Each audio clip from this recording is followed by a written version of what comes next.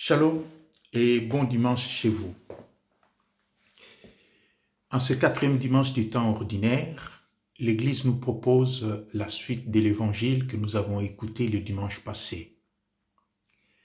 Dans la synagogue de Nazareth, Jésus vient de finir la lecture du passage du livre d'Isaïe et les yeux de tout le monde dans la synagogue sont fixés sur lui pour écouter le commentaire qu'il fera de cette parole de Dieu. Et Jésus commence avec un ton solennel. Aujourd'hui, cette écriture est accomplie pour vous qui l'entendez. Pour les habitants de Nazareth, c'est un grand jour. C'est une grande nouvelle pour ceux qui sont présents dans la synagogue. Car voilà des vérités annoncées plus ou moins 8 siècles avant Jésus-Christ. Ces vérités-là se trouvent aujourd'hui accomplies. 2 éléments déterminent les conditions des possibilités de cet accomplissement. D'abord, la présence de Jésus. Ensuite, l'explication que Jésus donne, c'est-à-dire la parole de Jésus qui essaie d'éclairer cette parole écrite par le prophète Isaïe. La parole de Jésus vient confirmer la seigneurie du Fils de Dieu. Rappelez-vous la réaction de Pierre quand les disciples, voyant Jésus marcher sur les eaux, furent affolés en pensant que c'était un fantôme. Jésus les apaise. Mais Pierre veut une confirmation par la parole. Jésus doit confirmer que c'est lui. C'est ainsi que Pierre s'écrie, « Seigneur, si c'est toi, ordonne-moi de venir vers toi sur les eaux. » Nous le lisons dans Matthieu 14, 28. La présence et la parole de Jésus sont 2 éléments qui constituent le fond de la vie chrétienne. En effet, le chrétien continue aujourd'hui à vivre l'expérience de la présence de Jésus dans l'Église et continue à se nourrir de sa parole. 2 éléments sine qua non qui font la force de la vie chrétienne. L'invitation est alors claire pour nous aujourd'hui. Connaître la parole de Jésus-Christ, approfondir cette parole.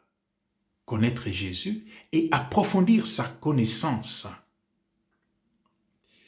En effet, le texte d'aujourd'hui nous fait comprendre que si notre connaissance de Jésus est partielle, si notre connaissance est erronée, si notre connaissance est opaque, le risque est grand de tomber dans le péché des orgueilleux, dans le péché de ceux qui prétendent, dans le péché de ceux qui pensent connaître vraiment Jésus-Christ. Les habitants de Nazareth, en effet, pensent de connaître Jésus, mais ils se limitent à un seul aspect de sa vie. N'est-ce pas là le fils de Joseph? Cette prétention de connaître Jésus entraîne comme conséquence l'échec de la prédication de Jésus à Nazareth. Parfois, nous, les chrétiens, nous tombons aussi dans le vent de cette prétention. La prétention de connaître Jésus, la prétention de connaître sa parole, la prétention de se réserver le droit d'interpréter sa parole. Nous connaissons Jésus. Si cette connaissance de Jésus est partielle, si elle est erronée, si elle est intéressée, si elle est froissée, cette connaissance peut entraîner dans notre esprit à devenir dur du cœur, comme les habitants de Nazareth. Cette connaissance peut nous entraîner à renier Jésus-Christ comme Pierre. Cette connaissance erronée peut nous entraîner à douter de Jésus-Christ comme Thomas. Cette connaissance erronée, froissée, peut nous entraîner à trahir Jésus-Christ comme Judas.